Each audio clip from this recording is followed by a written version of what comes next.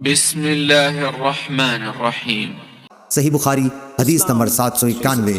شعبہ نے بیان کیا سلیمان اعمش کے واسطے سے، کہا میں نے زید بن وہب سے سنا، انہوں نے بیان کیا کہ حذیفہ بن یمان رضی اللہ تعالیٰ عنہ نے ایک شخص کو دیکھا کہ نہ رکوع پوری طرح کرتا ہے نہ سجدہ، اس لیے آپ نے اس سے کہا کہ تم نے نماز ہی نہیں پڑھی، اور اگر تم مر گئے تو تمہاری موت اس سنت پر نہیں ہوگی جس پر اللہ تعالیٰ نے محمد صلی اللہ علیہ وسلم کو پیدا کیا تھا۔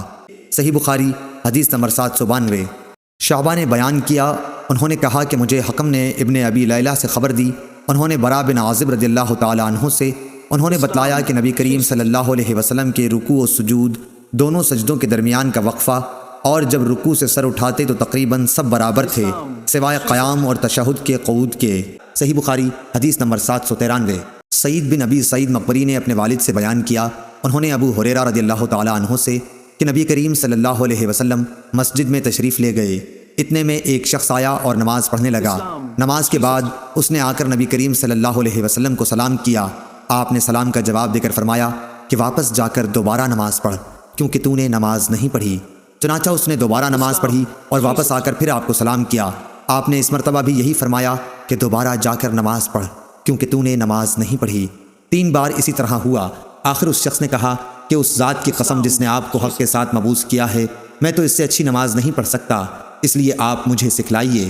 آپ نے فرمایا جب تو نماز کے لیے کھڑا ہو تو پہلے تکبیر کہہ، پھر قرآن مجید میں سے جو کچھ تجھ سے ہو سکے پڑھ، اس کے بعد رکوع کر اور پوری طرح رکوع میں چلا جا، پھر سر اٹھا اور پوری طرح کھڑا ہو جا، پھر جب تو سجدہ کرے تو پوری طرح سجدے میں چلا جا، پھر سجدے سے سر اٹھا کر اچھی طرح بیٹھ جا، دوبارہ بھی اسی طرح سجدہ کر، یہی طریقہ نماز کی تمام رکعتوں میں اختیار کر۔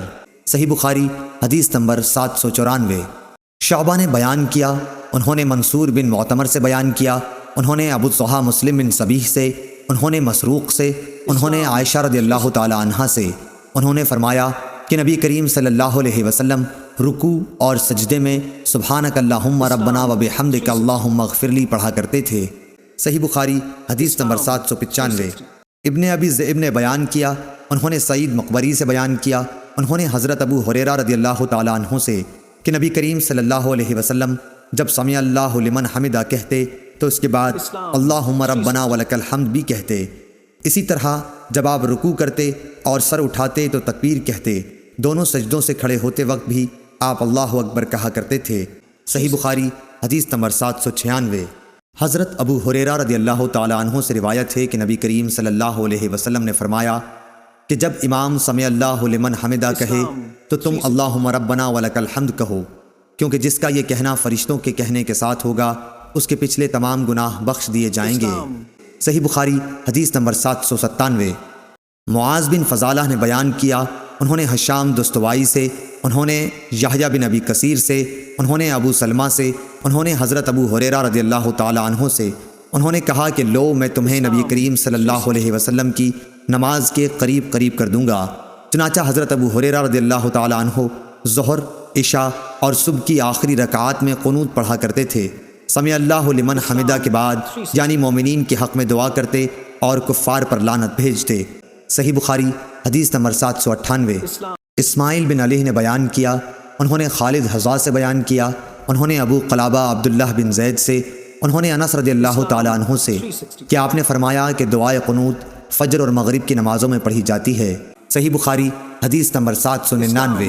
رفاع بن رافع زرقی نے کہا کہ ہم نبی کریم صلی اللہ علیہ وسلم کی اقتداء میں نماز پڑھ رہے تھے، جب آپ رکوع سے سر اٹھاتے تو سمع اللہ لمن حمدہ کہتے، ایک شخص نے پیچھے سے کہا ربنا ولک الحمد حمدا کثیرا طیبا مبارکا فیہ۔